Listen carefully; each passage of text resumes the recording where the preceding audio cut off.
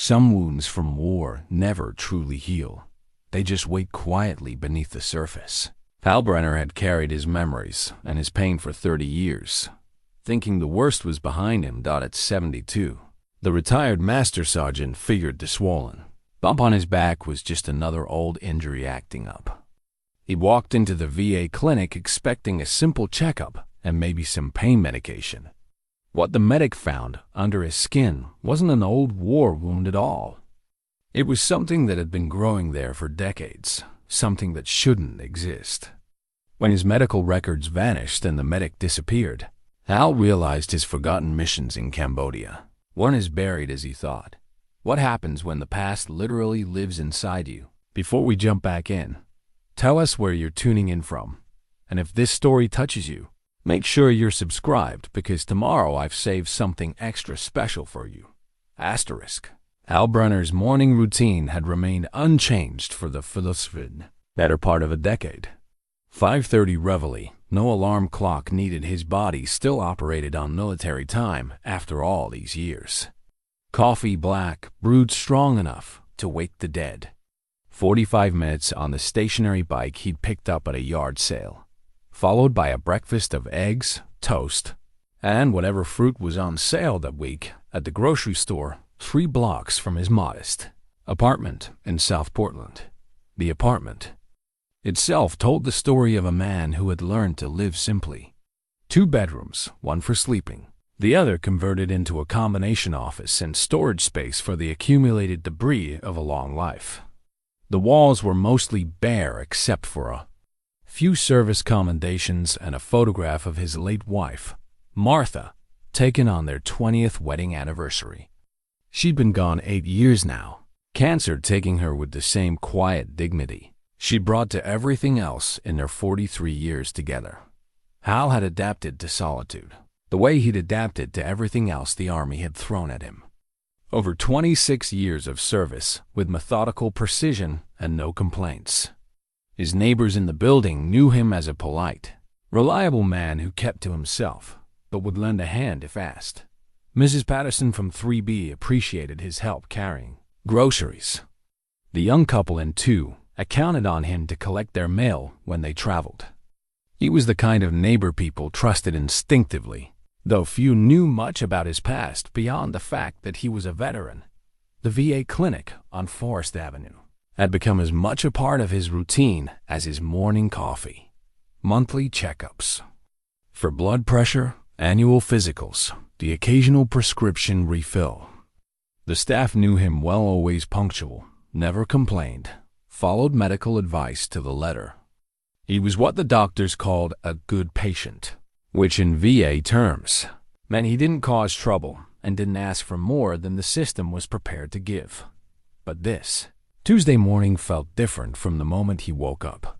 The pain between his shoulder blades had been building for weeks, a deep, persistent ache that reminded him uncomfortably of carrying a full pack through the highlands of Cambodia. He'd tried to ignore it, chalked it up to sleeping wrong or maybe overdoing it on the bike. But when he'd reached back to scratch an itch the night before, his fingers had found something that hadn't been there before, a hard, raised bump about. The size of a quarter. Old injuries had a way of announcing themselves decades later. Hal had seen it happen to plenty of the men he'd served with. Knees that had carried them through forced march, giving out at 60. Backs that had absorbed the impact of parachute landings, finally protesting in retirement. He figured this was just another installment in the price of 26 years of service. Dr. Sarah Chun was new to the clinic, young enough to be his granddaughter, with the kind of earnest enthusiasm that reminded Hal why he'd always preferred working with fresh recruits over seasoned veterans. They still believed they could make a difference. Her examination was more thorough than he'd expected, her questions more probing. When she asked about his service record, Hal gave his standard answer: infantry, mostly stateside. Some overseas deployments he couldn't discuss in detail. Cambodia? She asked, making notes on her tablet. Sometime in Southeast Asia, Hal replied carefully. Even after all these years, certain habits died hard. The missions he'd run with Special Operations Group had been classified then, and as far as he knew, they still were. Need-to-know basis, and civilian doctors, even VA doctors, didn't need to know. Dr. Chun's fingers probed the swelling with practiced precision. She frowned, pressed harder, moved her hands in small circles around the affected area. "Mr. Brenner, I'd like to get some imaging on this. When did you first notice the swelling?" "Few weeks ago. Figured it was just an old injury acting up." "Have you experienced any other symptoms? Headaches, changes in sleep patterns, unusual dreams?" The question caught him off guard. As a matter of fact, his sleep had been restless lately, filled with fragments of dreams that felt more like half-remembered memories. Jungle sounds, the smell of diesel fuel and rotting vegetation, voices speaking in languages he couldn't identify. But dreams weren't medical symptoms, and Hal had learned long ago not to volunteer information that wasn't directly requested. "Nothing significant," he said. Dr. Chun made more notes. "I'm going to schedule you for an ultrasound and possibly a CT scan. This feels unusual, the density, the way it's positioned. I want to rule out anything serious." "Anything serious like what?" "Let's see what the imaging shows first. Can you come back tomorrow morning? I'll put you on the urgent list." Hal nodded. In his experience, when medical professionals started using words like urgent and unusual, it was best to follow their lead without argument. He'd seen too many tough soldiers brought low by things they'd ignored or dismissed as minor inconveniences. The rest of the appointment was routine blood pressure slightly elevated, but nothing alarming. Weight stable, reflexes good for a man his age. Dr. Chun walked him to the scheduling desk personally, which struck him as unusual. Most doctors handed you off to their assistants and moved on to the next patient. "Mr. Brenner," she said as he was leaving, "if you experience any changes, pain, fever, anything out of the ordinary, don't wait for the appointment. Come in immediately." There was something in her tone, a gravity that seemed disproportionate to a swollen bump on an old soldier's back. Hal had learned to read people during his years in service, and Dr. Chen was worried about something she wasn't saying. Walking home through the familiar streets of his neighborhood, Hal found himself paying attention to details he normally overlooked. The way shadows fell between buildings, the sound of footsteps behind him, the faces of strangers waiting at bus stops. It was an old habit, one he thought was long buried, but something about the morning's appointment had awakened instincts he hadn't used in decades. His apartment felt smaller when he returned, the silence more oppressive. He made himself a sandwich and sat at his kitchen table, staring out the window at the courtyard where children from the building sometimes played. His eyes fell on the footlocker he kept in the bedroom closet, the one that held his service records, photographs, and the handful of mementos he'd brought back from Southeast Asia. He hadn't opened it in years. That evening, for the first time in recent memory, Hal found himself rummaging through the old metal box. His discharge papers, commendations, a few photographs of men whose names he could still remember. There was the picture from Cambodia, taken during one of the operations. He wasn't supposed to talk about 12 soldiers posed in front of a helicopter, their faces young and confident. Someone had taken a knife or keys to the photograph at some point, scratching out one face so thoroughly that it was impossible to identify the man. Hal couldn't remember scratching out the face. He couldn't remember who the man was or why someone might have wanted him erased from the record. But looking at the damaged photograph, he felt a familiar chill run down his spine, the same sensation he'd experienced in Dr. Chun's office when she'd asked about Cambodia. Some things, he realized, were better left buried. But as he prepared for bed that night, Hal had the distinct feeling that whether he wanted to or not, he was about to dig up the past. And the past, it seemed, was very much alive. The call came at 6:15 in the morning. jolting Hal from the deepest sleep he'd managed in weeks. Dr. Chen's voice was tight with controlled urgency. "Mr. Brenner, I need to see you immediately." "Not at the clinic. Can you meet me at the Dunkin' Donuts on Congress Street in 20 minutes? Hal's military training kicked in before he was fully conscious. When someone called with instructions like that, you didn't ask questions, you moved. "I'll be there. Come along. Don't tell anyone where you're going." The line went dead. Hal dressed quickly, his mind automatically cataloging possibilities. Medical emergency, security issue, some kind of problem with his records or benefits. But the location choice bothered him. Why meet at a coffee shop instead of the clinic? And why the emphasis on coming alone? Dr. Chen was already seated in a corner booth when he arrived, a tablet and manila folder spread before her. She looked like she hadn't slept, her usual professional composure replaced by something that looked remarkably like fear. "Mr. Brenner, thank you for coming." She gestured for him to sit across from her. "What I'm about to show you, I made copies before the original files disappeared from our system." "Disappeared?" She turned the tablet toward him. The screen showed what appeared to be a medical scan, the kind of black and white imagery Hal had seen in countless doctors' offices over the years. But this image was different. Instead of the expected view of tissue and bone, the scan revealed something that defied easy categorization. "This is your CT scan from yesterday afternoon," Dr. Chen said quietly. "What you're looking at shouldn't exist."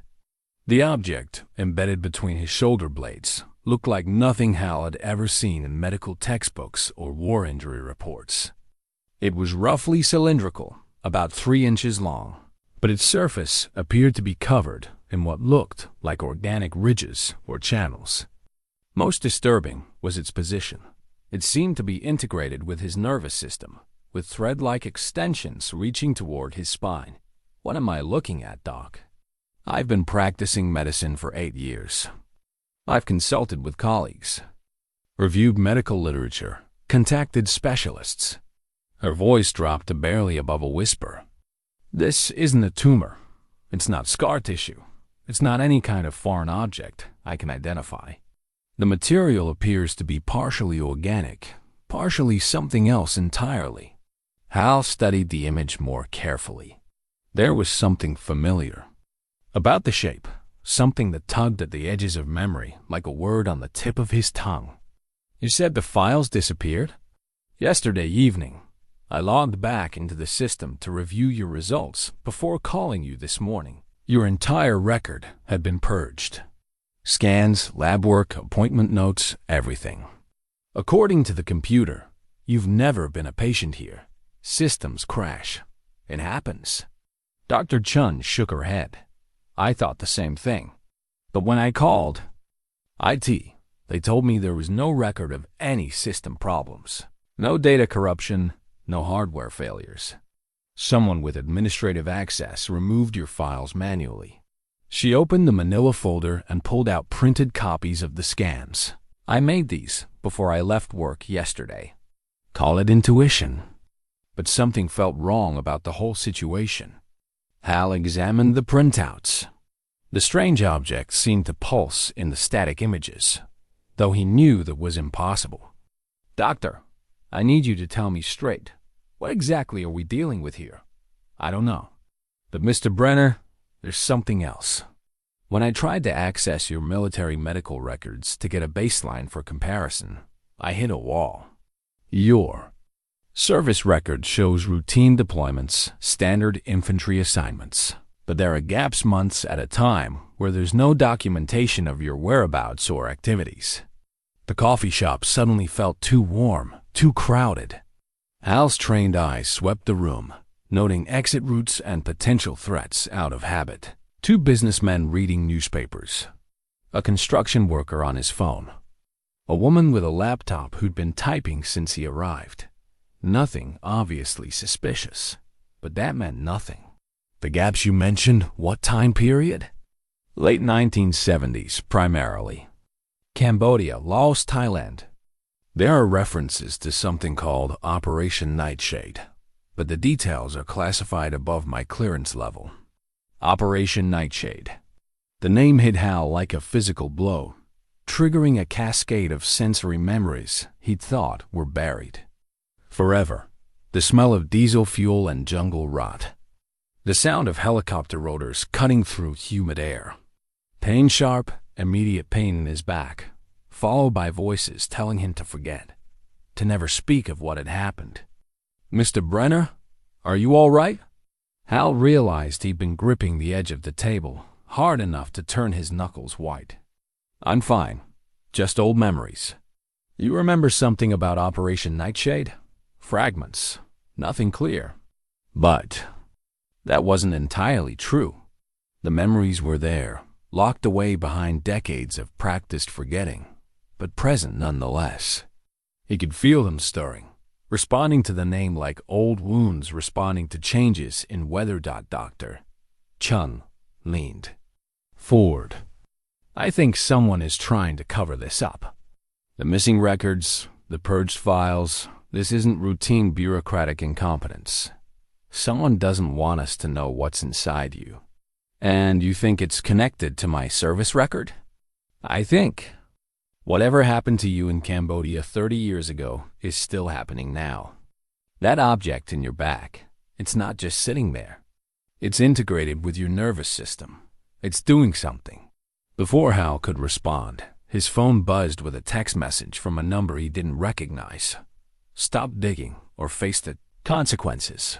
This is your only warning." He showed the message to Dr. Chun, whose face went pale.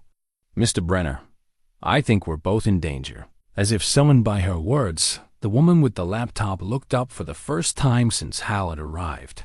Their eyes met across the coffee shop, and something in her gaze, cold, professional, calculating, told him everything he needed to know. "We need to leave, now, separately." Hal stood, his body moving with the fluid efficiency of old training. "Doctor, do you have somewhere safe you can go? Family? Friends?" "I have a sister in New Hampshire." "Go there. Today. Don't use your credit cards. Don't make any calls from your regular phone." He pressed a $20 bill onto the table. "Give me your personal number." She scribbled it on a napkin. "What about you?" "I'm going to find out what Operation Nightshade was really about." Hal left through the rear exit, his senses hyper-alert as he made his way back to his apartment through a route that took him down alleys and side streets he hadn't used in years. But the skills were still there, buried under decades of civilian life like muscle memory, waiting to be activated. Back in his apartment, he went straight to the footlocker and pulled out the damaged photograph. 12 soldiers, one face scratched. Beyond recognition. Operation Nightshade. And somewhere in the gaps of his memory, the truth about what had been done to him, and why someone was willing to kill to keep it secret. The object in his back seemed to pulse in response to his growing awareness, as if it knew that after 30 years of dormancy, it was finally time to wake up. Hal spent the next 2 days methodically going through every document in his footlocker, searching for clues about Operation Nightshade and the missing months from his service record. What he found was troubling, not for what was there, but for what wasn't. His military personnel file was surprisingly thin for someone who'd served 26 years. Commendations without detailed citations. Transfer orders without destination specifics. Medical records that showed routine physicals and vaccinations but nothing about the injuries he clearly remembered sustaining in Southeast Asia. It was as if someone had carefully edited his life, removing anything that might lead back to those classified missions. On Thursday afternoon, he decided to visit Frank Kowalski, the only member of his old unit he'd stayed in regular contact with over the years. Frank lived in a VA nursing facility in Westbrook, his mobility limited by the diabetes that had claimed his left leg below the knee 3 years earlier. They'd been having the same conversation every few weeks for the better part of a decade. Complaints about VA bureaucracy, memories of better times, updates on grandchildren, and health issues. But today, Hal had different questions. "Frank, do you remember anything about Operation Nightshade?" The change in his old friend's demeanor was immediate and dramatic. Frank's coffee cup rattled against the saucer as he set it down, his weathered hand suddenly unsteady. "Where did you hear that name?" "Medical issue. Something connected to my service record. Frank, what happened to us over there?" Frank's eyes darted around the common room where they sat, checking to see who might be listening. Most of the other residents were absorbed in afternoon television or napping in their wheelchairs. But Frank lowered his voice anyway. "Hal, you know better than to ask questions like that. Some things stay buried. Not anymore, they don't." Hal leaned forward. "Someone's been messing with my medical records, making files disappear. I think whatever was done to us in Cambodia is still active." "Active how?" Hal considered how much to reveal. "I've got something inside me, Frank. Something that shouldn't be there. The doctors can't explain it." Frank was quiet for a long moment, staring at his hands. When he spoke, his voice carried the weight of decades of suppressed memory. "You're not the first one. What do you mean?" "Bobby Martinez, from 2nd Squad. He came to see me about 6 months ago. Said he was having medical problems. Strange. Symptoms the doctors couldn't explain. Kept talking about dreams, memories coming back that didn't make sense." Hal remembered Martinez, a reliable soldier, good under pressure, the kind of man you wanted watching your back in hostile territory. "Where is he now?" "Dead. Car accident 3 weeks after he visited me. Single vehicle crash on a clear day. On a straight stretch of road." Frank met Hal's eyes. "Bobby was one of the best drivers I ever knew." The implication hung in the air between them like smoke from an old battlefield. Hal felt the familiar chill of understanding, the kind that came when you realized the enemy had been tracking your movements and you'd walked into an ambush. "Anyone else from the unit been having problems?" "Tommy Nguyen died last year. Heart attack, supposedly, but he was in good shape for a man his age. And Jimmy Valdez called me a few months back, said he was getting headaches, having trouble sleeping." Frank's voice dropped to barely above a whisper. "He said he could remember things that weren't in any of our official reports." "Where's Jimmy?" "Now? Tucson. Still alive as far as I know." "Hal, whatever you're mixed up in, maybe you should let it alone. Some stones are better left unturned." But even as Frank spoke the words, Hal could see in his friend's eyes that he knew it was too late for that kind of advice. The stones were already turning themselves over, revealing truths that had been buried for 30 years. Walking back to his apartment, Hal noticed the same nondescript sedan that had been parked across from the nursing facility when he arrived. It followed him at a discreet distance through 2 turns before disappearing into traffic. Professional surveillance, the kind he'd been trained to conduct and, more importantly, trained to detect. That evening, he tried calling Jimmy Valdez using the contact information Frank had given him. The phone rang 6 times before an answering machine picked up with Jimmy's voice. Older and more gravelly than Hal remembered, but unmistakable. "Jimmy, this is Hal Brenner from the old unit. We need to talk about Operation Nightshade. It's important. Call me back." He left his number and hung up, then sat in his kitchen waiting for the return call that never came. At 2:30 in the morning, Hal woke to the sound of someone moving around his apartment. The sounds were subtle, the soft whisper of fabric against furniture, the barely perceptible creak of floorboards under careful footsteps. Someone who knew how to move quietly, but wasn't quite good enough to fool someone with Hal's experience. He slipped out of bed and moved to his bedroom door, listening. The intruder was in his living room, probably going through his papers. Hal counted at least 2 sets of footsteps, possibly 3.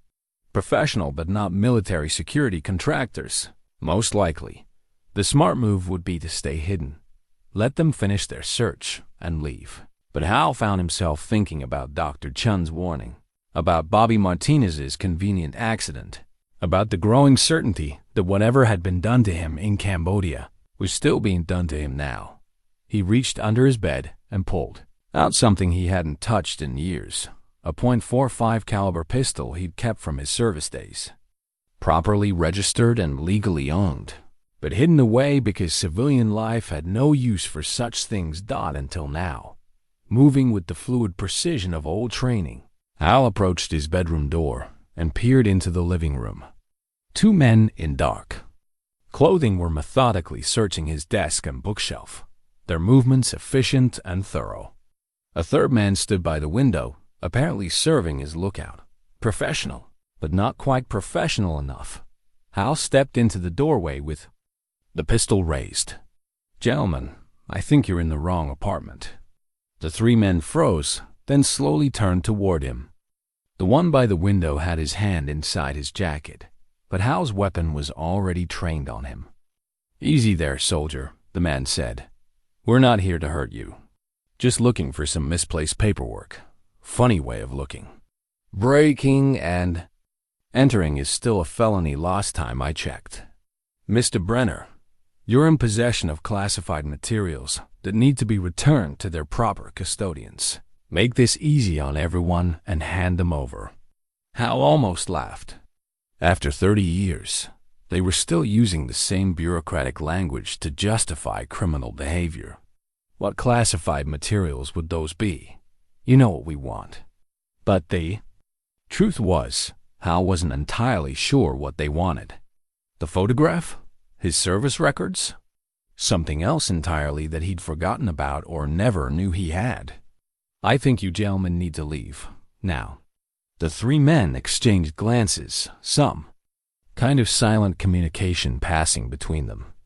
Then, moving with surprising coordination, they filed toward his front door. "This isn't over, Mr. Brenner," the leader said as they reached the threshold. "Some secrets are too important to stay buried." After they left, Hal checked his apartment thoroughly.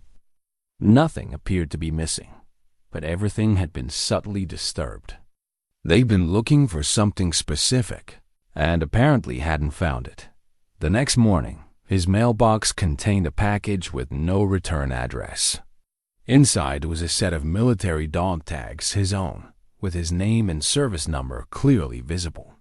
But according to his official records, these tags had been lost during his service in Cambodia. Someone was sending him a message. The question was whether it was a threat or a clue. Dr. Chun's sister's house in New Hampshire turned out to be a dead end. When Hal drove up to check on her Friday afternoon, he found the place empty, with a "for rent" sign in the front yard that the property management company claimed had been there for 2 months. Either Dr. Chun had lied about her sister, or someone had gotten to her first. The drive back to Maine gave Hal time to think, and none of his conclusions were reassuring. People connected to Operation Nightshade were dying or disappearing. His apartment had been searched by professionals, and somewhere inside him, the mysterious object continued its unknown purpose, occasionally sending sharp pains through his back as if responding to his growing awareness of its presence. He was fighting a war against an enemy he couldn't identify, using weapons he didn't understand, to protect secrets he couldn't remember. Saturday morning brought an unexpected visitor. Hal answered his door to find a woman in her 40s, professionally dressed, carrying a leather portfolio and wearing the kind of confident expression that suggested she was used to getting answers to difficult questions. "Mr. Brenner, my name is Margaret Torres. I'm an investigative journalist with the Portland Press-Herald. I'd like to talk to you about Operation Nightshade." Under normal circumstances, Hal would have closed the door immediately. Military men of his generation didn't talk to journalists, particularly about classified operations. But these weren't normal circumstances, and Margaret Torres had information he needed. "How did you find me?" "The same way I've been finding other veterans from your unit over the past 2 years. Public records, VA databases, old unit rosters that haven't been completely scrubbed yet." She gestured toward his living room. "May I come in?" What I have to show you is better discussed privately." Hal stepped aside to let her enter, noting the way she immediately scanned the room, taking in details with the practiced eye of someone accustomed to hostile interviews and dangerous sources. "You said you've been tracking other veterans from my unit?" Torres opened her portfolio and pulled out a thick folder. "Robert Martinez, Thomas Nguyen, Michael Crawford, David Kim, James Valdez." She laid photographs on his coffee table. Military ID photos paired with more recent pictures. All served in Cambodia between 1977 and 1979. All participated in classified operations under the umbrella designation Operation Nightshade. And all have died or disappeared in the past 18 months. Hal studied the photographs. Martinez looked older and heavier than Hal remembered, but his eyes still had the alert intensity of a professional soldier. Nguyen appeared to have aged. Well, gray at the temples, but still fit. Crawford he didn't recognize immediately, but the name was familiar. "You said disappeared?" Crawford and Kim. Their families filed missing persons reports. A local police investigation stalled when federal authorities claimed jurisdiction. Valdez is still alive as far as I know, but he's gone underground. Won't return calls. Moved out of his apartment without leaving a forwarding address. Torres pulled out another set of documents. "What do you know about your medical records from that period, Mr. Brenner?" "They're incomplete. Gaps in the timeline, missing documentation." "They're not incomplete. They're fabricated." She handed him a manila folder. "These are copies of the original records I obtained from a source inside the Defense Department. They tell a very different story than what's in your official file."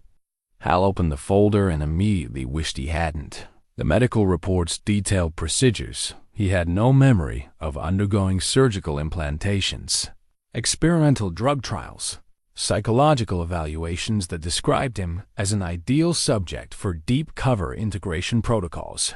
Most disturbing were the photographs. Images of his own body on an operating table, his back open to reveal the same strange object Dr. Chun had found in the CT scan. But these photos were dated 30 years ago. "According to these records," Torres continued, "you and 11 other soldiers were selected for an experimental program designed to test the viability of long-term biological enhancement. The goal was to create soldiers who could operate independently for extended periods in hostile territory. Enhanced how? The reports are vague on specifics, but they reference symbiotic biological integration and delayed activation protocols. Whatever was done to you, it was designed to remain dormant for decades before becoming active." Hal felt the object in his back pulse, as if responding to the conversation. The sensation was becoming more frequent and more pronounced, accompanied by fragments of memory that felt both foreign and familiar. "Miss Torres, why are you investigating this? What's your interest in Operation Nightshade?" Her professional demeanor slipped for a moment, revealing something personal and painful underneath. "My father was Captain William Torres, assigned to Special Operations Group during the Cambodia incursions. He died in 1979, officially from complications following routine surgery. But the medical records I've seen suggest he was killed because he was about to expose what was being done to soldiers under his command." She pulled out one final photograph, a military portrait of a man who bore a strong resemblance to her, wearing captain's bars and the intense expression of someone who took his responsibilities seriously. "Your father was part of Operation Nightshade?" "He was the commanding officer. According to the documents I've found, he became suspicious about the medical procedures being performed on his men. He started asking questions, demanding explanations from his superiors. 3 days later, he was dead." Hal studied the photograph of Captain Torres, searching his memory for any trace of the man. There was something familiar about the face, but the details remained frustratingly out of reach. "Mr. Brenner, I think what's happening to you now the medical complications, the missing records, the surveillance, it's all connected to whatever was done during Operation Nightshade. Someone is trying to clean up loose ends that have been hanging around for 30 years. As if summoned by her words, Hal's phone rang. The caller ID showed a number with a Tucson area code. "Hal, this is Jimmy Valdez. I got your message." The voice was strained, urgent. "Listen to me very carefully. They're coming for all of us. Whatever you do, don't trust anyone from the government. Don't go to any VA facilities, and don't stay in one place too long. Jimmy, where are you?" "Moving. Always moving. They got Martinez and Nguyen. They tried to get me, but I saw them coming." There was a pause, filled with the sound of wind and traffic. "Hal, do you remember the thing they put in us? The thing we weren't supposed to talk about?" Hal touched his back instinctively. "It's still there. Mine too. And it's changing. Getting stronger. I can feel things I've never felt before. Remember things that were erased. They're afraid of what we might become if this process completes itself." The line crackled with static. "Jimmy, we need to meet. Compare notes. Figure out what's really happening. Too dangerous. But there's someone you need to find. Dr. Catherine Webb. She was the one running the program. If she's still alive, she might have answers." The call ended abruptly, leaving Hal staring at his phone. Torres had been listening intently. "Did he mention Dr. Webb? You know who she is?" "She's the one name that keeps appearing in all the classified documents. Catherine Webb, Army Medical Research Command. She was the chief scientist for Operation Nightshade." Torres pulled out her notebook. "I've been trying to find her for 2 years. She disappeared from public records around the same time the program ended." Hal walked to his window and looked out at the street. The same nondescript sedan from yesterday was parked across from his building, 2 figures visible in the front seats. "Miss Torres, I think our conversation is about to be cut short." She joined him at the window. "How long have they been watching?" "You? Couple of days. Question is, are they here for me or for you?" As if in answer, the sedan's doors opened and 4 men in dark suits began walking toward the building entrance. "Time to go," Hal said, already moving toward his bedroom to grab the go bag he'd packed the night before. "You have a car?" "Parked in the back alley." "Good. We're going to find Dr. Webb." They made it out of the building through the service entrance, but not before Hal caught a glimpse of the men searching his apartment. Professional, thorough, and completely unconcerned about legal niceties like search warrants or probable cause. Torres drove a 10-year-old Honda Civic that looked unremarkable enough to blend into traffic, but had been modified with a more powerful engine and reinforced door panels. Clearly, investigating military conspiracies had taught her the value of defensive driving. "Where are we going?" Hal asked as they navigated through Portland's Saturday afternoon traffic. "I have a storage unit where I keep copies of everything I've found. We need to review the files on Dr. Webb and figure out where she might be hiding." Torres checked her rearview mirror for the 3rd time in as many blocks. "Plus, there's something else I need to show you something I found in my father's personal effects that might explain what's really happening inside your body." The storage facility was a sprawling complex of identical metal buildings on the outskirts of Scarborough. Torres led him to Unit 247, a 10 by 10 space that had been converted into an amateur intelligence analyst's dream. Filing cabinets lined 3 walls, with a desk and computer setup occupying the center. Corkboards covered with photographs, documents, and string connecting various pieces of evidence gave the place the atmosphere of a detective's war room. "This represents 2 years of research," Torres said, unlocking one of the filing cabinets. "Defense Department documents, medical records, personnel files, most of it obtained through sources who could go to prison for helping me." She pulled out a thick folder labeled Operation Nightshade Biological Protocols and spread its contents across the desk. Hal found himself looking at detailed medical diagrams, laboratory reports, and photographs that made his stomach turn. What you're seeing is documentation of an experimental program that officially never existed, Torres explained. The goal was to create soldiers who could survive and operate in hostile environments for extended periods without resupply or reinforcement. The documents detailed procedures that sounded more like science fiction than military medicine. Surgical implantation of biological enhancement modules designed to improve physical performance, accelerate healing, and provide resistance to chemical and biological weapons. Most disturbing were the psychological profiles' detailed assessments of how the enhanced soldiers' personalities and memories could be modified to ensure loyalty and prevent security breaches. According to these reports, the enhancement modules were designed with a delayed activation protocol. They would remain dormant for decades, then gradually become active as the subject aged. Torres pointed to a technical diagram that showed something remarkably similar to what Hal had seen in his CT scan. The theory was that soldiers enhanced in their 20s would become most effective in their 40s and 50s, when their experience and judgment had matured, but their physical capabilities were beginning to decline. Hal studied the diagram more closely. The object looked organic, almost alive, with intricate internal structures that seemed to pulse with their own rhythm. What are these things? Where did they come from? That's where the story gets really interesting. Torres pulled out another set of documents, these bearing the highest classification markings Hal had ever seen. Project Nightshade wasn't just about enhancement. It was about reverse engineering technology that wasn't originally human. The next folder contained photographs that made Hal's breath catch in his throat. Images of a crashed aircraft unlike anything in the American or Soviet arsenals.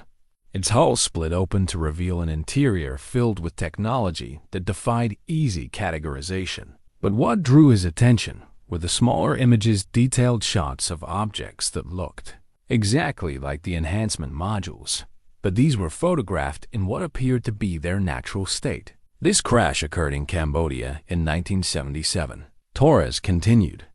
According to the classified reports, the craft was discovered by a Special Operations Group patrol unit, Mr. Brenner. The technology inside was unlike anything our scientists had ever seen. Biological, but also mechanical. Living machines that seemed designed to integrate with other biological systems. Hal felt a sharp pain in his back, stronger than any he'd experienced before. For a moment, his vision blurred, and he found himself remembering fragments of that long-ago mission. Jungle heat, the smell of burned metal, and something else, something organic and alien. Voices arguing about what to do with their discovery. The enhancement program was an attempt to understand and weaponize what they found in that crash, Torres said. But according to these documents, the scientists never fully understood what they were dealing with. They knew the organisms were beneficial to their hosts, but they didn't know why or how they worked. She pulled out one final document, a handwritten note on official letterhead. This is a memo from Dr. Webb to her superiors, dated 6 months before the program was officially terminated. She's warning them that the organisms aren't just enhancement tools. They're communication devices. Hal read the memo twice before its implications sank in. Communication with what? According to Dr. Webb's hypothesis, the organisms were designed to establish contact between their hosts and the original creators of the technology. She believed that, as they became fully active, they would begin transmitting information about their host's location and status. To who? To whatever sent that craft to Earth in the first place. The storage unit suddenly felt too small, too confining. Hal stood and walked to the door, needing fresh air and space to process what he'd learned. For 30 years, he'd carried inside him a piece of alien technology, and now it was waking up and trying to phone home. "Mr. Brenner," Torres called after him. There's one more thing you need to see." She handed him a manila envelope marked Personal Effects, W. Torres. Inside was a vintage hypodermic syringe, its metal surface tarnished but still intact. "I found this in my father's belongings after he died. It took me years to figure out what it was." Torres's voice was tight with controlled emotion. "It's the syringe used to inject the organisms into the test subjects. My father kept it as evidence of what was being done to his men." Hal held the syringe up to the light.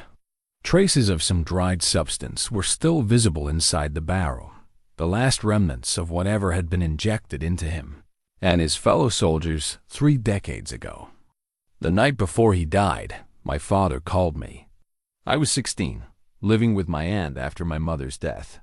He was drunk, which was unusual for him, and he kept talking about how he'd failed his men, how he'd let terrible things be done to them in the name of national security." Torres wiped her eyes with the back of her hand. "He said he was going to make it right, going to expose what had been done. 3 days later, he was dead." Hal set the syringe down carefully. "What happened to Dr. Webb after the program ended? That's what we need to find out. But I have a lead. 6 months ago, I traced a series of payments from a private defense contractor to a woman named Catherine Williams living in Northern California. The financial records match Dr. Webb's Social Security number. She's alive? As of 6 months ago. Whether she's still using that identity or whether she's even still breathing is another question entirely." Torres began packing up the documents. "But it's the only lead we have, and according to Jimmy Valdez, she might be our only hope of understanding what's happening to you." As they prepared to leave the storage unit, Hal felt another sharp pain in his back, followed by something he'd never experienced before, a sensation that could only be described as awareness. As if something inside him was watching, listening, learning. For the first time in 30 years, Hal Brenner was no longer alone in his own body. The drive to California took 2 days, with stops at motels that accepted cash and didn't ask for identification. Torres had learned the art of staying invisible during her years of investigation, and Hal's military training filled in the gaps. They switched license plates twice, altered their appearance with hair dye and different clothing, and used only prepaid phones for communication. Jimmy Valdez called on the second day, his voice strained and paranoid. "They found my safe house in Tucson. Had to move again." The connection was full of static, suggesting he was using some kind of scrambled phone. "How close are you to finding Webb?" "We're in California. Should reach her location tomorrow." "Be careful, Hal. I've been doing some research of my own, and I think Webb might not be the ally we're hoping for." "What do you mean?" "I found one of the other guys from our unit, Tom Murphy. He's been living off the grid in Montana for the past 5 years. Says he remembers more about what happened than the rest of us." Torres, who had been listening to the call on speaker, leaned closer to the phone. "What does he remember?" "That Webb wasn't trying to help us. She was studying us. Like lab rats." Jimmy's voice dropped to barely above a whisper. "Murphy says the organisms weren't supposed to help us survive. They were supposed to change us into something else entirely." The line went dead, leaving Hal and Torres staring at the phone in the silence of their cheap motel room. "What if we're walking into a trap?" Torres asked. Hal considered the question seriously. After 30 years of carrying alien technology in his body, being hunted by government agents, and watching his fellow soldiers die mysteriously, the concept of trust had become a luxury he couldn't afford. "Maybe, but it's the only lead we have, and whatever's inside me is getting stronger. I can feel it changing me." That was an understatement. Over the past few days, Hal had noticed improvements in his physical capabilities that defied his age. His vision was sharper, his reflexes faster, his endurance greater than it had been in decades. But more unsettling were the mental changes, moments of enhanced awareness, when he could almost sense the thoughts and emotions of people around him. The address Torres had tracked for Catherine Williams led them to a compound in the hills north of San Francisco. What they found was more laboratory than residence, a sprawling complex of buildings surrounded by high fences and security cameras. But the most striking feature was the complete absence of any security personnel or signs of recent habitation. This place has been abandoned for months, Hal observed as they approached the main gate.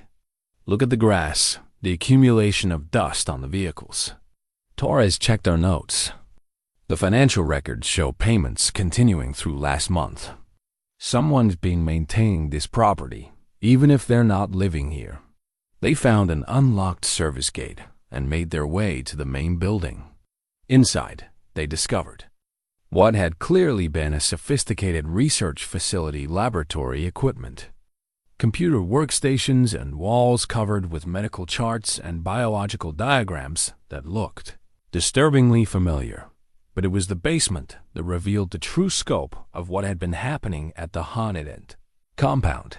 The lower level contained series of medical examination rooms, each equipped with scanning equipment and surgical facilities. But these weren't designed for routine medical procedures. They were built for the kind of invasive research that would never pass ethical review. At any legitimate institution done in the largest room, they found something that made Hal's blood run cold. Examination tables with restraint systems designed to hold struggling subjects. Surgical tools that looked more like torture implements than medical instruments. And on the walls, photographs of men Hal recognized members of his old unit taken, apparently without their knowledge or consent. Jesus, Torres whispered, studying the images. She's been tracking all of you for 30 years. But the most disturbing discovery was in the final room, a collection of glass containers, filled with what appeared to be the same kind of organic technology that had been implanted in the Operation Nightshade subjects. But these specimens were larger, more complex, more fully developed than anything Hal had seen in the declassified documents. Torres found a computer workstation that was still operational and began accessing the files stored on its hard drive. What she discovered was worse than either of them had imagined. Mr. Brenner, you need to see this. The computer screen displayed Dr. Webb's research journal, with entries dating from the present day back to 1979. The most recent entries detailed her ongoing study of the Operation Nightshade subjects, not to help them, but to understand how the alien organisms were changing them. According to this, the enhancement wasn't the real purpose of the program. Torres read aloud. The organisms were designed to gradually transform their hosts into something that could serve as permanent communication links between Earth and their creators. Hal felt the object in his back pulse more strongly, as if responding to the revelation. Communication links for what purpose? Torres scrolled through more entries. She theorizes that the crash in Cambodia wasn't an accident, it was a reconnaissance mission. The organisms were left behind intentionally, designed to integrate with the local population and provide intelligence about human capabilities and weaknesses. We're spies, alien spies embedded in human bodies. It gets worse.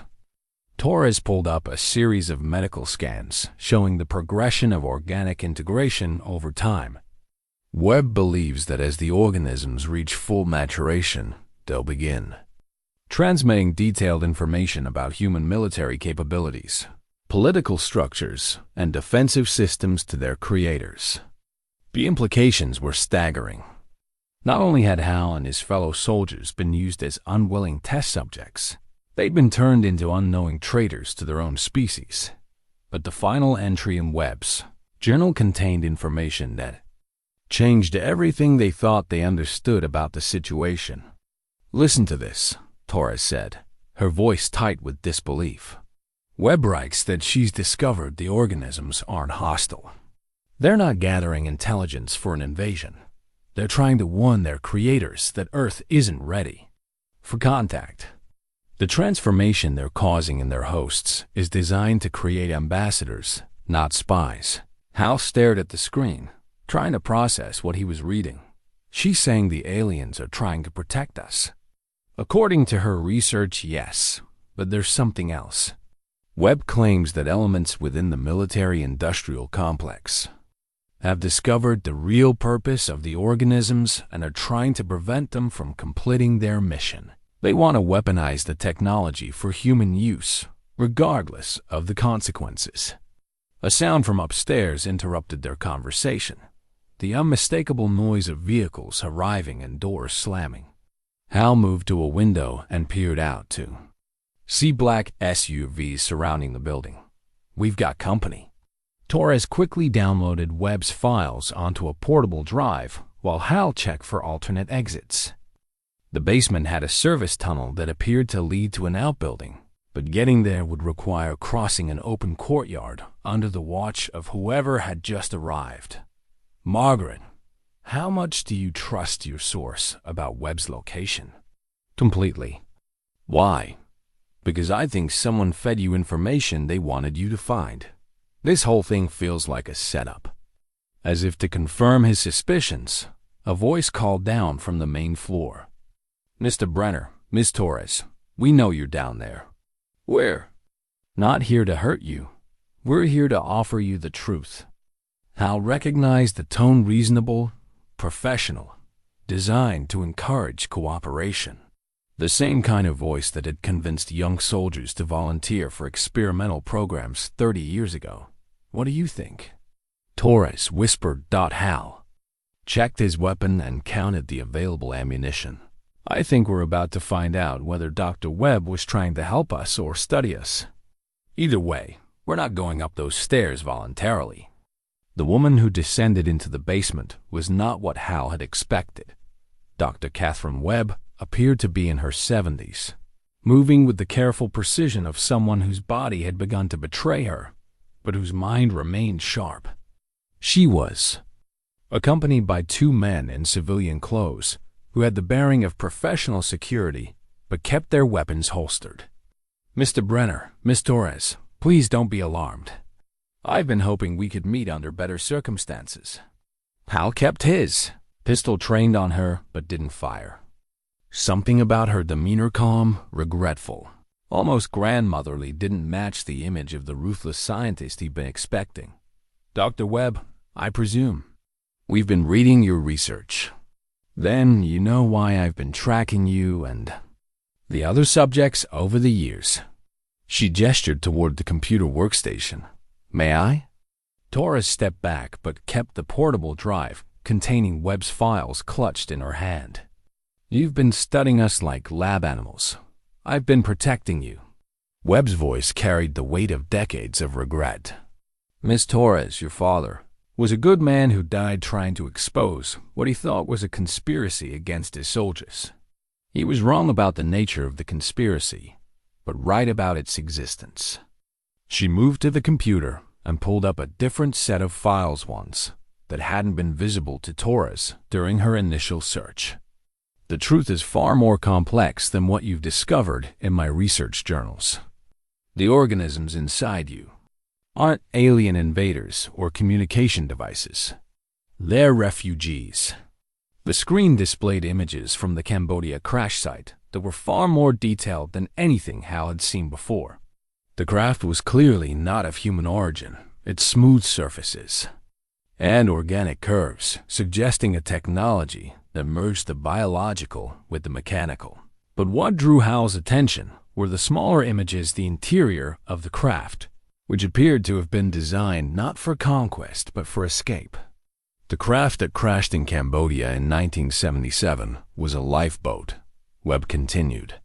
The survivors of a destroyed world, carrying the last remnants of their biological heritage, seeking a place where their species could continue to exist. Hal felt the organism in his back pulse more strongly, and for the first time, the sensation wasn't painful.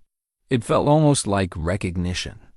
The enhancement program was never about creating super soldiers, Webb said.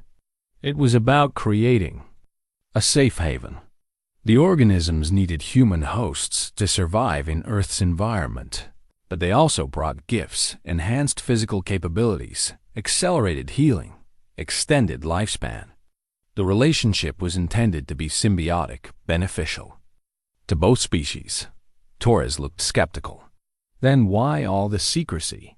Why the memory modification and classified status? Because not everyone in the government saw it as an opportunity for cooperation. Webb pulled up another set of documents, these bearing the signature of military officials Hal didn't recognize. A faction within the Defense Department, led by General Morrison, saw the organisms as weapons to be studied and weaponized. They wanted to extract the enhancement technology while eliminating the consciousness that came with it. The documents detailed a plan that made Hal's stomach turn. Surgical extraction of the organisms from living hosts, followed by attempts to reverse engineer the technology for mass production. The human test subjects would be terminated to eliminate any evidence of the original program. General Morrison's people have been systematically eliminating the Operation Nightshade subjects over the past 2 years. The car accidents, heart attacks, mysterious disappearances, they weren't random. They were assassinations designed to look like natural causes. Hal thought about Bobby Martinez's single-car accident on a clear day, about Tommy Nguyen's sudden heart attack despite good health, about his own apartment being searched and his medical records disappearing. What about Dr. Chun, the medic who discovered the organism in my back? Webb's expression grew pained. Dr. Chun was recruited by Morrison's people without her knowledge. They planted her at the VA clinic specifically to monitor you. When she began asking inconvenient questions about your condition, they eliminated her. So she was working for them? She was an unwitting tool. When she realized what she'd stumbled into, she tried to protect you. That's why she disappeared. I arranged her extraction before Morrison's people could silence her permanently. Torres held up the portable drive. These files we found, they show you've been tracking all the subjects for 30 years. How do we know you're not working for Morrison? Because, Miss Torres, I've been working to keep them alive. Webb moved to another computer terminal and began typing rapidly. Every time Morrison's people get close to one of the subjects, I've been there first, arranging accidents, faking deaths, providing new identities. The subjects who've died over the past 2 years are actually in hiding, waiting for the organisms to complete their maturation process. The screen displayed a map of the United States with dozens of locations marked in different colors. Bobby Martinez is in Montana under the name Robert Mason. Tommy Nguyen is in Oregon, working as a park ranger. They're alive, Mr. Brenner, because I've been protecting them from the people who want to cut them open and study what's inside them. Hal felt a flood of relief that surprised him with its intensity. His brothers in arms weren't dead. They were being protected by the same woman he'd been taught to fear. But protection isn't enough anymore, Webb continued. The organisms are reaching full maturation, and when they do, they'll be able to complete their original mission, which is to make contact with their creators and arrange for the peaceful integration of their species with humanity, but only if the hosts survive long enough to serve as ambassadors.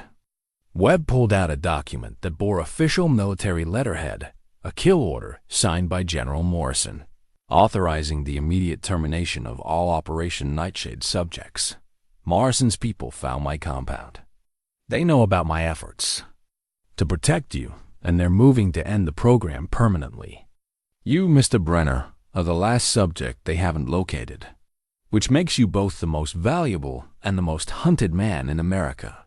The organism in Hal's back pulsed again, and this time he could swear he felt something that could only be described as gratitude, not from his own mind, but from the consciousness that shared his body.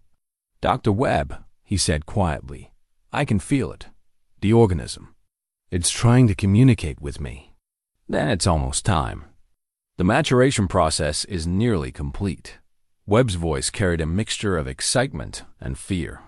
Mr. Brenner, You're about to become the first human being to serve as a conscious bridge between two intelligent species. The question is whether you'll live long enough to fulfill that role." As if summoned by her words, the lights in the basement flickered and went out.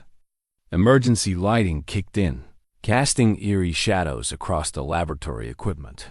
From upstairs came the sound of boots on floorboards and the kind of coordinated movement that suggested a professional military operation.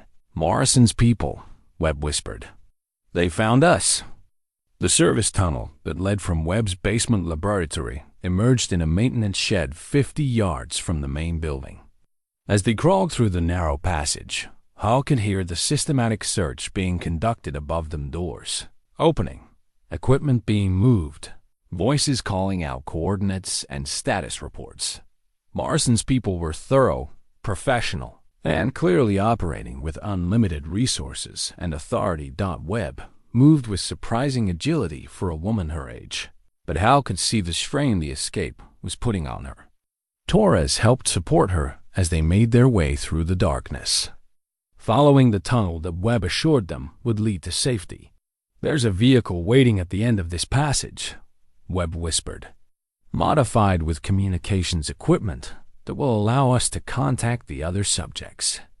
They emerged into a small shed filled with gardening equipment and outdoor furniture. Webb led them to what appeared to be a riding lawnmower, but when she lifted the seat, it revealed sophisticated electronic equipment that looked more suited to a military command center than a landscaping tool. "Encrypted satellite communication system," she explained, powering up the equipment. "Morrison's people can intercept most forms of electronic communication, but this system uses frequencies they're not monitoring." The screen flickered to life, showing a map with multiple blinking indicators scattered across the western United States. Each of these signals represents one of the surviving Operation Nightshade subjects, Webb said. "For the past 2 years, I've been keeping them hidden and safe while monitoring their condition. The organisms inside them have been slowly maturing, preparing for the moment when they can establish contact with their creators." Torres studied the map. "How many are still alive?" 7, including Mr. Brenner, Bobby Martinez, Tommy Nguyen, James Valdez, Tom Murphy, David Kim, Michael Crawford, and Hal. The others were killed before I could arrange their extraction." Webb began typing commands into the system, and one by one, the indicators on the map began flashing in response. "I'm sending them coordinates for a rendezvous point. It's time to bring them together." "Why now?" Hal asked. "What's changed?" "You have, Mr. Brenner. The organism inside you has reached a critical threshold. Within the next 24 hours, it will either complete its maturation process and establish contact with its creators, or the integration will fail and both you and the organism will die." Hal felt the truth of her words in the increasing intensity of the sensations from his back. The pulsing was stronger, more frequent, and accompanied by what could only be described as urgency. What happens if the integration fails? The organisms die, taking with them the last hope for peaceful contact between their species and humanity. And Morrison's people get what they've always wanted: the enhanced technology without the consciousness that comes with it. Webb finished sending the coordinates and turned to face Hal directly. "But there's something else you need to understand. The maturation process will change you in ways that can't be reversed. You won't become alien, but you won't be entirely human anymore either. You'll be something new, a bridge between two species." The implications of what she was saying settled over Hal like a heavy weight. After 72 years of being nothing more than a regular man who'd served his country and lived a quiet life, he was being asked to become something unprecedented in human history. What about the others? Are they going through the same changes? Each of them will face the same choice. The organisms can sense when their hosts are ready, and they won't complete the process without consent. Torres looked up from the communication equipment, where she'd been monitoring the responses from the other subjects. They're all responding. Martinez and Murphy are already en route to the rendezvous point. Valdez is about 6 hours out. The others are confirming their arrival times. Webb pulled out a small device that looked like a cross between a medical scanner and a communication device. This will allow you to communicate directly with the organism inside you once the final integration begins. It's been trying to talk to you for weeks, but the language barrier has been insurmountable. Hal took the device, feeling its unusual weight and texture. It was warm to the touch and seemed to pulse in rhythm with the sensations from his back. Dr. Webb, what aren't you telling us? There's something else, something you're worried about. Webb's composure slipped for a moment, revealing the fear she'd been hiding. Morrison isn't just trying to stop the integration process. He's planning to use the enhanced technology to create an army of super soldiers under direct military control. If he succeeds, the peaceful contact the organisms were designed to establish becomes impossible. She pulled up another set of files on the communication system, military deployment orders, budget allocations, and personnel assignments that painted a picture of a massive military operation. Morrison has been preparing for this moment for 30 years. He has surgical teams standing by to extract the organisms from captured subjects. He has weapons laboratories ready to reverse engineer the enhancement technology. And he has political backing from people who see this as America's chance to achieve military dominance over the rest of the world. Torres studied the documents. How do we stop him? We don't. You do. Webb turned to Hal. The organisms have been in communication with their creators for months, sending updates on the integration process. If they complete the maturation successfully, the creators will know that peaceful contact is possible. But if Morrison interferes, if the integration fails or the subjects are killed, the creators will interpret that as an act of hostility. And then what happens? Then, humanity faces a species with technology centuries ahead of our own, and they'll have every reason to believe we can't be trusted with peaceful contact. The weight of responsibility was staggering. Hal's personal choice about whether to accept the changes happening to his body had implications that extended far beyond his own life. From outside the shed came the sound of helicopters approaching. Morrison's people had expanded their search perimeter and were conducting a systematic sweep of the area. "Time to go," Webb said, shutting down the communication equipment. "The rendezvous point is a cabin in the mountains about 2 hours from here.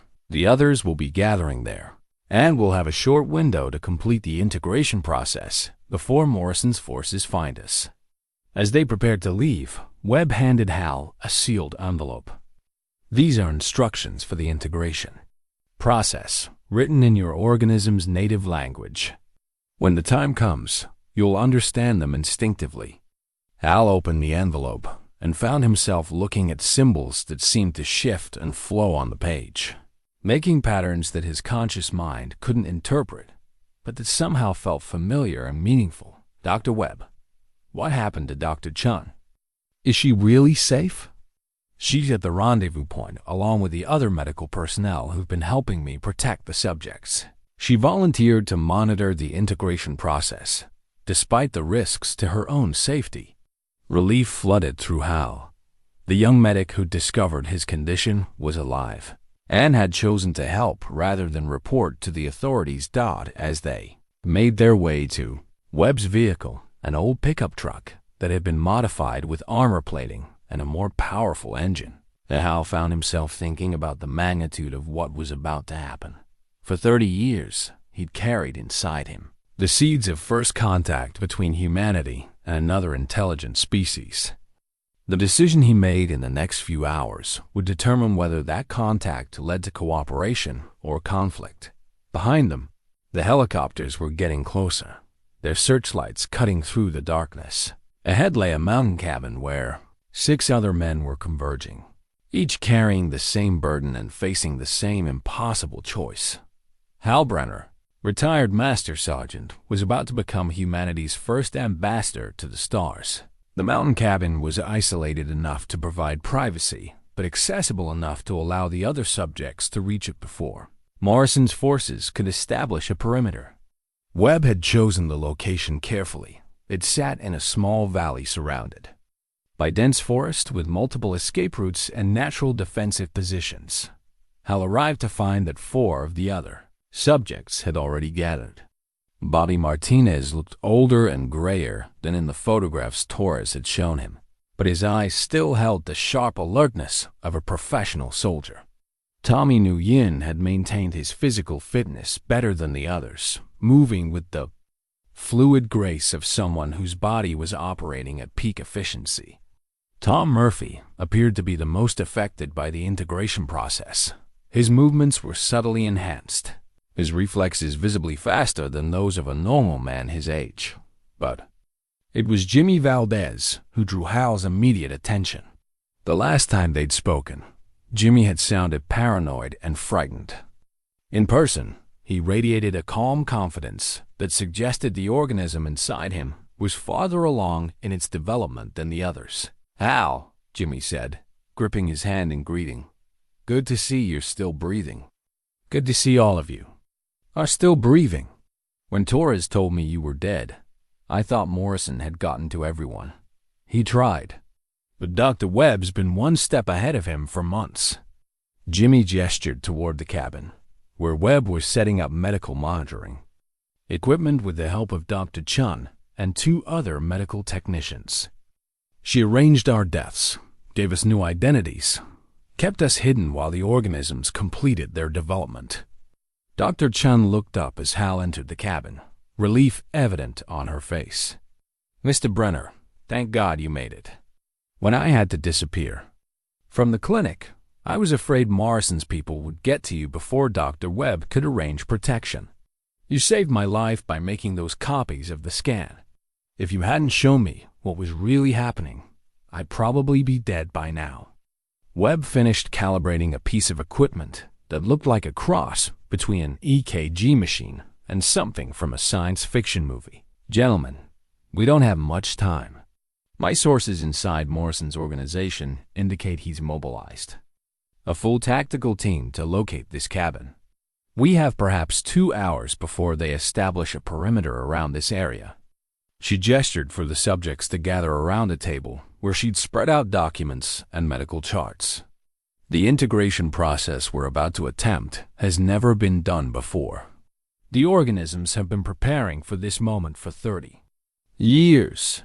But we're essentially conducting the first conscious merger between human and alien consciousness in recorded history." Tom Murphy studied the charts with the intensity of someone whose life depended on understanding every detail. "What exactly are we agreeing to, Doc? What happens to us when this process is complete?" "You'll retain your human consciousness, your memories, your essential personality. But you'll also carry within you the consciousness of your symbiotic partner. You'll be able to communicate directly with their species, serve as translators and ambassadors, and access enhanced physical and mental capabilities. And if we refuse, the organisms die within the next few hours, taking with them the last chance for peaceful contact between our species. Morrison succeeds in his plan to weaponize the technology, and humanity's first contact with alien intelligence becomes a missed opportunity for cooperation." Bobby Martinez spoke up. "What about Morrison? Even if we complete the integration, he's still going to come after us. That's where things get interesting." Webb pulled out a thick folder labeled with classification markings Hal had never seen before. Morrison's authority to conduct this operation comes from a series of executive orders and congressional authorizations that were based on the assumption that you were unwilling test subjects of an alien invasion. She opened the folder to reveal Morrison's original orders, signed by officials whose names Hal recognized from newspaper headlines. "But if you voluntarily complete the integration process and establish peaceful contact with the alien species, Morrison's legal authority disappears. He becomes a rogue operator conducting unauthorized military action against official ambassadors. Torres, who had been monitoring communication frequencies on a portable radio, looked up with alarm. "We've got military vehicles approaching from the south. Looks like Morrison didn't wait for official authorization." Through the cabin windows, they could see the first signs of the approaching tactical team helicopter searchlights sweeping across the forest. The distant sound of heavy vehicles on mountain roads. "Time to decide, gentlemen," Webb said, activating the medical monitoring equipment. "The integration process takes approximately 30 minutes once it begins. If we start now, you'll be in the middle of the procedure when Morrison's people arrive." Hal felt the organism in his back pulse with increasing urgency, as if it understood that this was the moment of truth. He looked around at his fellow soldiers men, who had served their country faithfully for decades, only to discover they'd been carrying the seeds of humanity's future inside them all along. "I'm in," he said without hesitation. One by one, the others nodded their agreement. These were men who had faced enemy fire, survived in hostile territory, and made life-or-death decisions under pressure. They understood the stakes, and they trusted each other enough to face the unknown together. Webb began connecting monitoring devices to each subject, while Dr. Chun prepared syringes filled with a substance that would facilitate the final integration. "The process is irreversible. Once it begins." "Are you certain about this?" "Doc," Jimmy said, his voice steady despite the magnitude of what they were about to attempt. "We've been carrying these things inside us for 30 years. Time to find out what they've been waiting for." As Webb administered the first injection, the sound of helicopters grew louder, and the searchlights began sweeping closer to the cabin. Morrison's tactical team was less than 20 minutes away. The integration began with a sensation Hal could only describe as awakening, not his own consciousness, but something that had been sleeping inside him for 3 decades, finally opening its eyes as Dr. Chun monitored his vital signs. Hal felt the organism in his back expand and merge more fully with his nervous system, but instead of the violation he had expected, the process felt like a reunion with a part of himself he hadn't known was missing. "Can you hear me?" The voice came from inside his own mind, but it wasn't his own thoughts. It was distinctly other, yet somehow familiar, patient, gentle, tinged with relief and gratitude. "I can hear you," Hal replied, not sure if he was speaking aloud or simply thinking. "My name is ... The concept that followed wasn't exactly a name as humans understood it, but rather a complex idea that encompassed identity, purpose, and origin. For simplicity, Hal found himself thinking of his symbiotic partner as Kath. Around him, the other subjects were undergoing similar experiences. Jimmy Valdez was sitting upright with his eyes closed, a slight smile on his face, as if he was having a pleasant conversation with an old friend.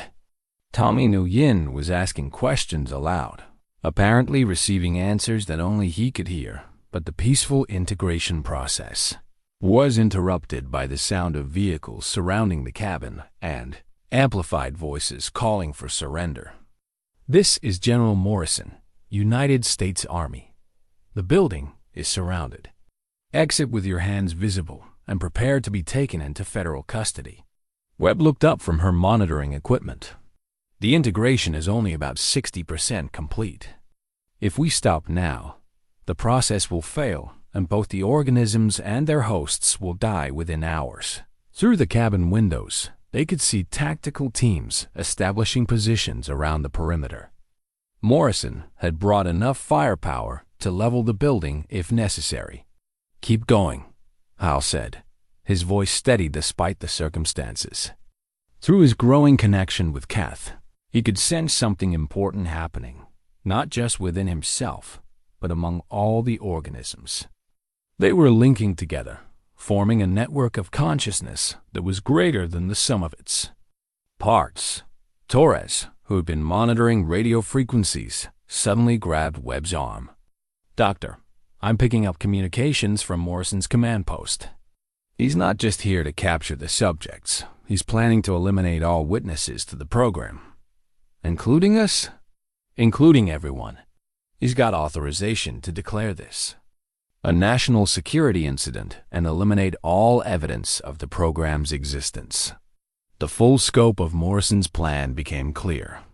He wasn't just trying to steal alien technology. He was conducting a complete cover-up that would erase all evidence of the peaceful contact the organisms had been trying to establish. From his link with Keth, Hal sensed urgent communication between the organisms. They were sharing information about their host's situation, coordinating their response to the threat. "Something's happening," he announced to the room. "They're working together, planning something." Through the cabin's front window, they could see Morrison himself approaching under a flag of truce, flanked by 2 heavily armed soldiers. "Dr. Webb," Morrison called out, "I'm offering you one chance to surrender the subjects voluntarily. Cooperation now might result in lenient treatment for you and your associates." Webb moved to the window but kept herself concealed behind the frame. "General Morrison, these men are American veterans who volunteered for your experimental program. They have rights under military law. These men are carriers of alien biotechnology that poses a threat to national security. They have no rights beyond what I choose to grant them." Al felt Keth's consciousness surge with something that could only be described as indignation.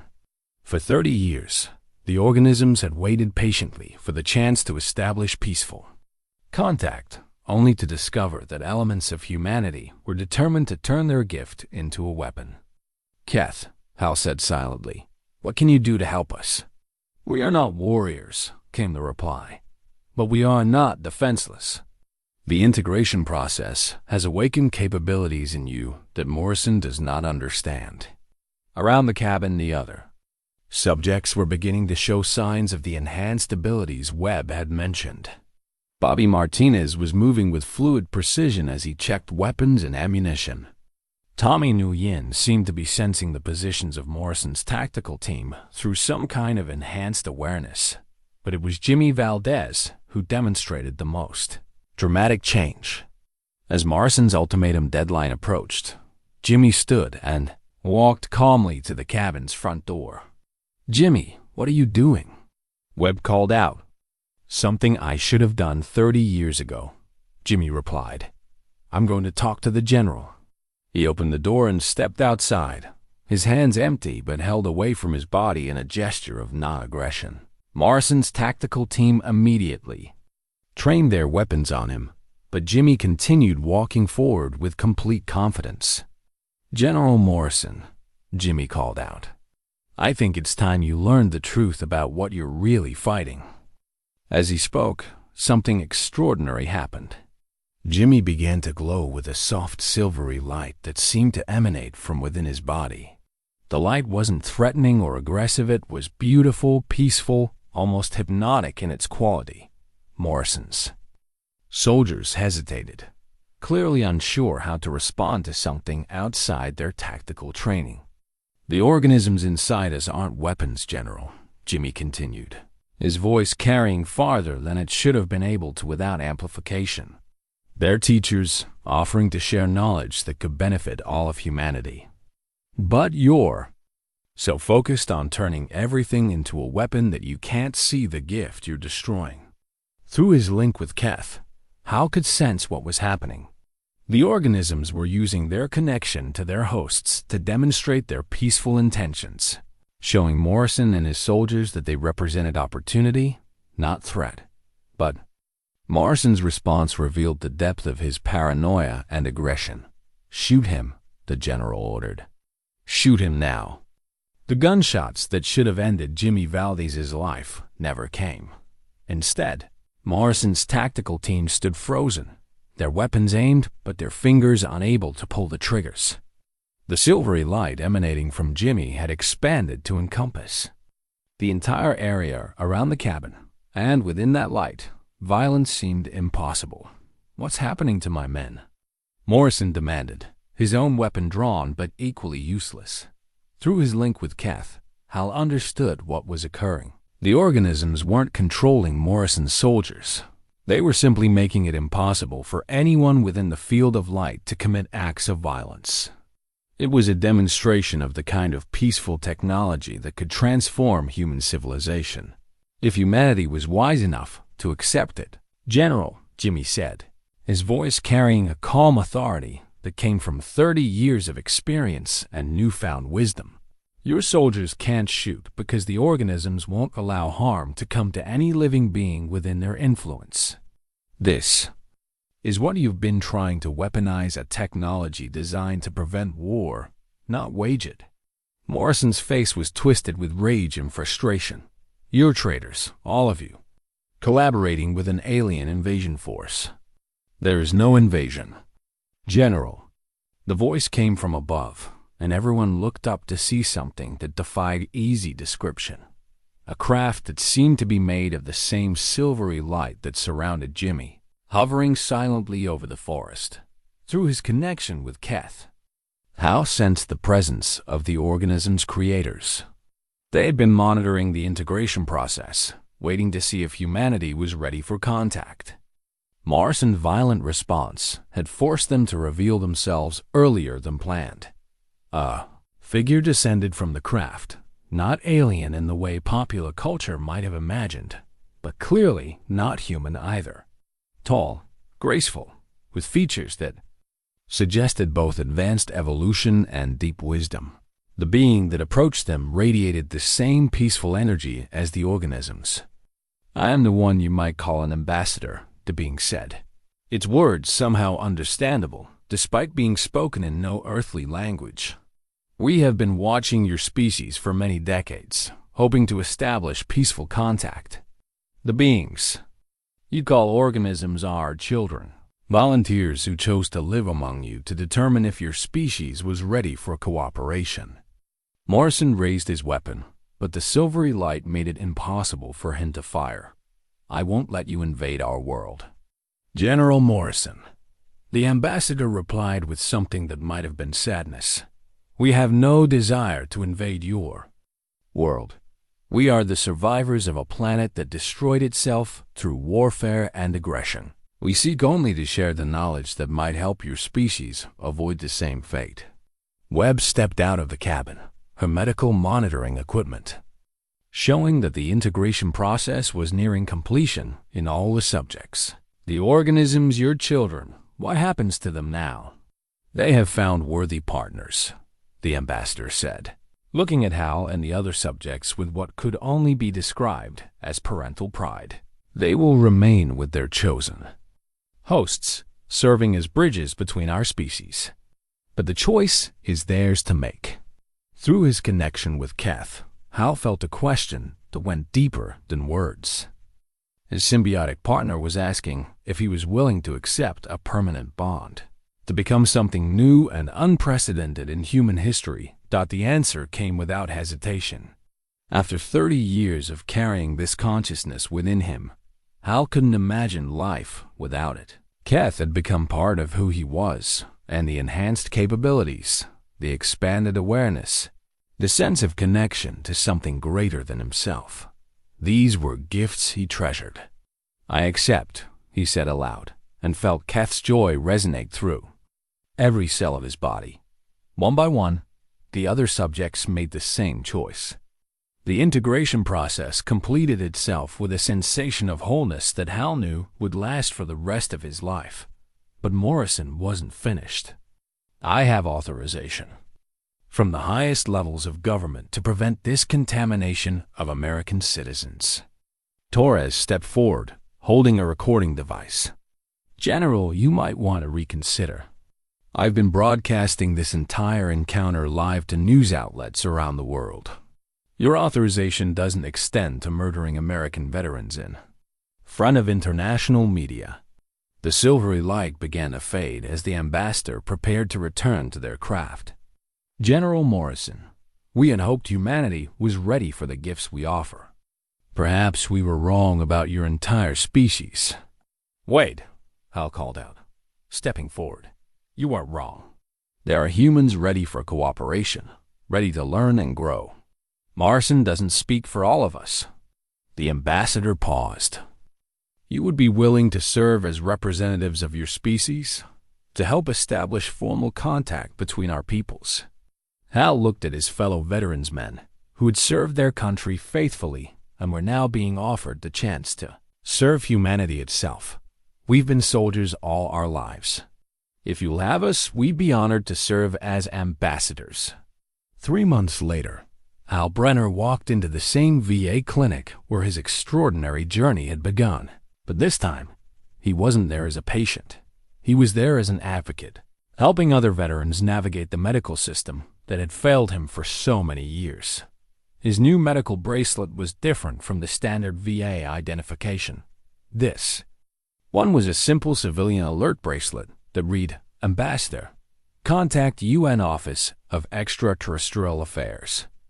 It was a reminder of the choice he'd made and the responsibility he'd accepted.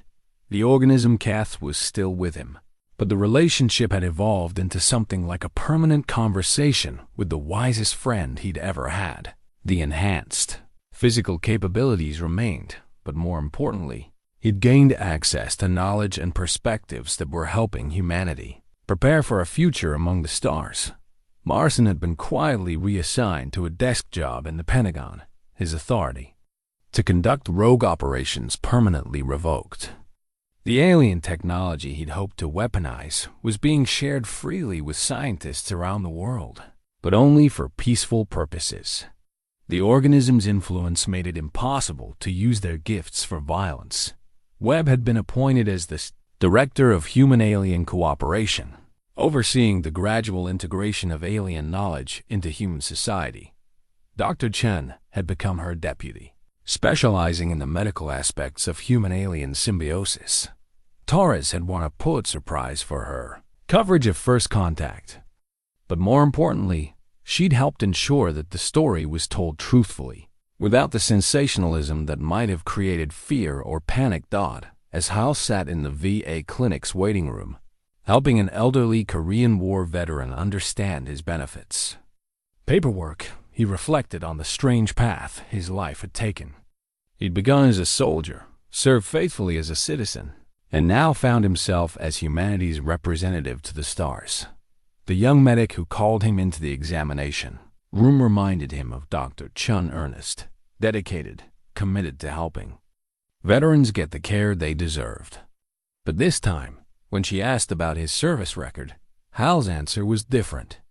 Infantry, special operations, and currently serving as ambassador to the symbiotic species, he said with a slight smile. It's been an interesting career. Outside the clinic windows, he could see the silver gleam of an alien craft in the afternoon sky, no longer hidden, no longer a source of fear, but a symbol of humanity's expanding horizons and the peaceful future that was now possible.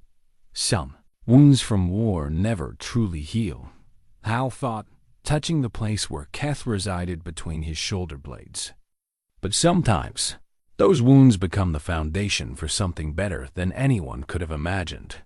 The future was uncertain, but for the first time in his life, Hal Brenner was confident that humanity was ready to face whatever came next together, and no longer alone in the universe.